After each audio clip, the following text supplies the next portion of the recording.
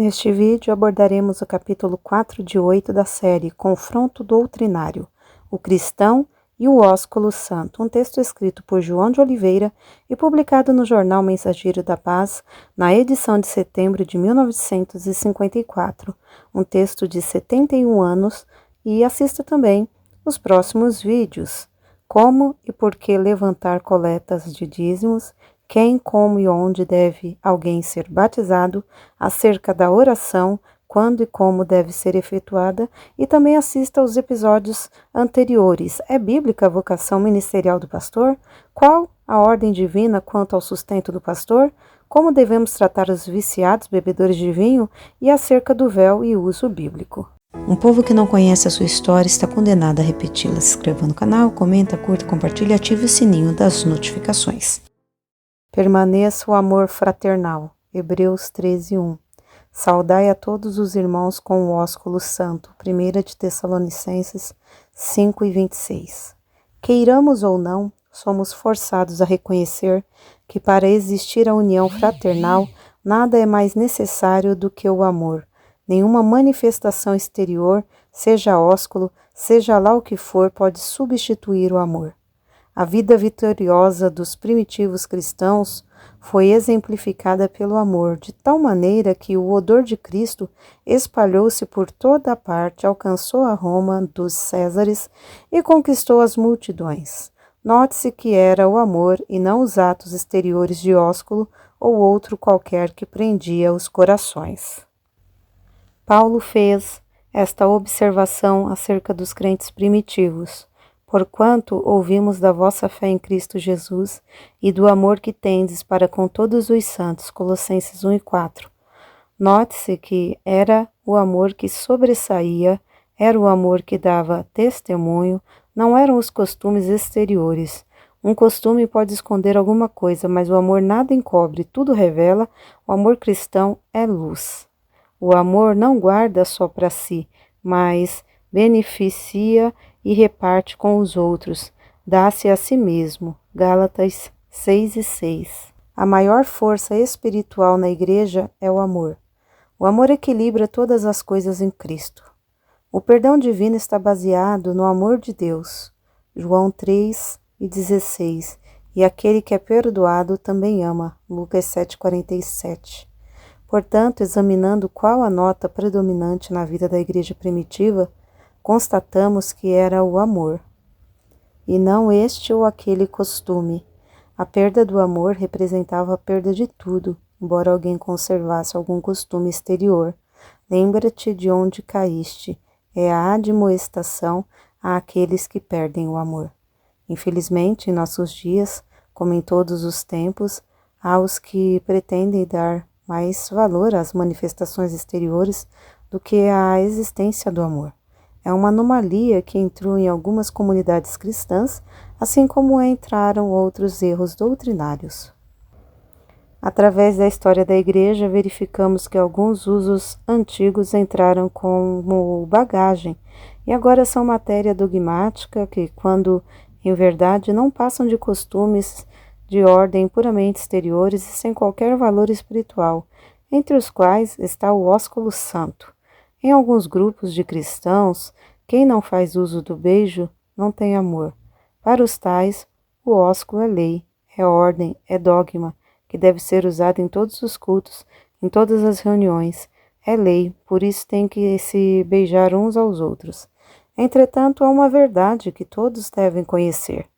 À luz da palavra de Deus, pode existir ósculos sem amor, assim como pode haver o que é mais importante, o amor sem ósculo.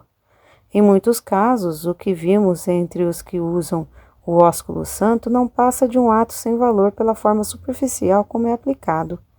Em algumas reuniões, são os moços ricos e de boa aparência os candidatos a essa forma de saudação, da mesma forma que o são as jovens de posses e bem trajadas. As pessoas idosas, feias e pobres que esperem, e às vezes só de longe.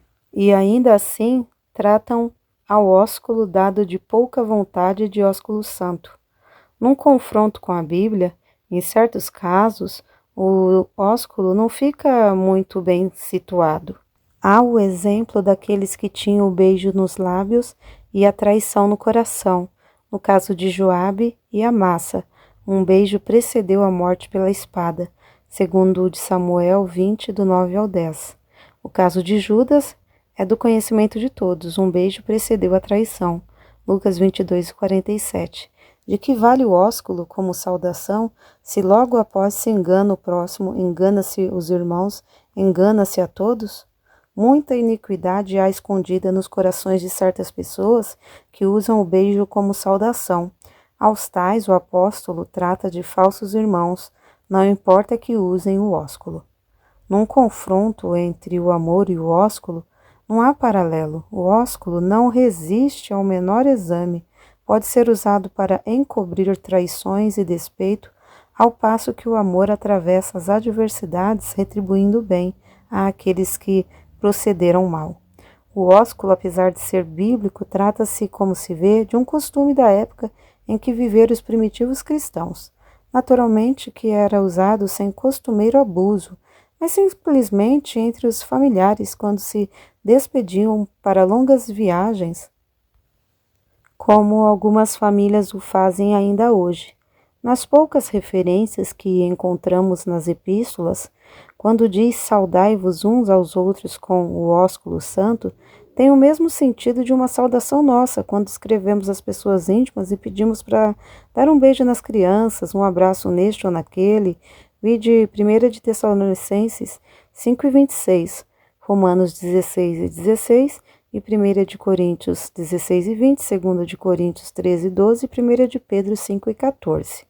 Como se vê, o ósculo não tem a força de lei que alguns lhe querem dar. Não há nas referências das epístolas qualquer mandamento ou dogmatismo, porque era simplesmente uma referência afetuosa. Sendo assim, de que vale o ósculo sem o amor? Que significação tem um ato que se pratica unicamente por tradição? De nada vale em confronto com o amor. Vede o que tem valor na vida espiritual no dizer de Paulo, 1 de Coríntios 13, do 1 ao 8. O amor não faz mal ao próximo, mas o ósculo faz, e muito. O autor destas linhas, em certos casos de despedida ou chegada de longas viagens, às vezes faz uso do ósculo, pois não há inconveniente nisso. Entretanto, consentir que se estabeleça o uso generalizado na igreja como lei ou dogma, isso é coisa diferente. A Bíblia não autoriza a impor esse costume, embora a família cristã, num caso especial, o possa usar, sem dele abusar. Seria ir longe com este assunto se quisesse continuar este confronto entre costumes de outrora. Por que os defensores de certos costumes não usam todos os costumes que haviam na igreja primitiva? Por que não vendem suas propriedades e dão o produto à igreja? Por que não se vestem de túnica e turbante, como era de costume naquela época, em vez de se trajarem de acordo com a última moda?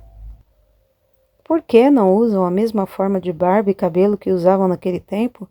Tudo isso eram costumes menos prejudiciais do que o beijo. Por que então escolher só o que convém? Gostaríamos que os apologistas do ósculo conhecessem as regras perfeitas de higiene que havia entre os judeus, em contraste com a série de enfermidades infecciosas e contagiosas de nossos dias. Entre eles, não havia qualquer perigo ou suspeita de contágio. O cuidado que a lei exigia para a conservação do corpo proibia qualquer contato com outras pessoas ou animais. Hoje o que se vê é de horrorizar.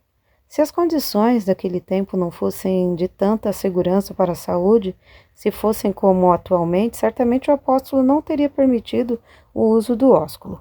Mas além dos males de ordem moral que o ósculo pode encobrir, além dos quais já mencionados, e que estão registrados na Bíblia, há ainda o de Absalão, que se revoltou contra o próprio pai Davi. Para furtar o coração do povo, beijava a todos quantos deles se aproximavam. É claro que muitos julgavam tratar-se de um príncipe amoroso, porém o ósculo escondia falsidade e traição. Vide 2 de Samuel 15, 5 e 6. Quando Paulo fez menção do ósculo santo, é claro que foi para traduzir seu afeto por todos a quem se dirigia, e não para encontro forçado no rosto, que tratam de ósculo santo. O ósculo, como já dissemos, pode traduzir boas ou más intenções, pode ser reverentes ou profano, fictício ou real. Porém, mais clara que tudo é esta recomendação do apóstolo, não acerca do ósculo, mas em relação ao amor. Permaneça o amor fraternal. Amém. Adquira esse exemplar desse livro, ou virtual ou físico, vai fazer muito bem para você. E siga-nos também lá nas redes sociais, no Instagram e no Facebook. Deus abençoe e até o próximo vídeo. Porque nada podemos contra a verdade, senão pela verdade. Se você gostou desse vídeo, inscreva-se no canal, curta, compartilhe e ative o sininho das notificações.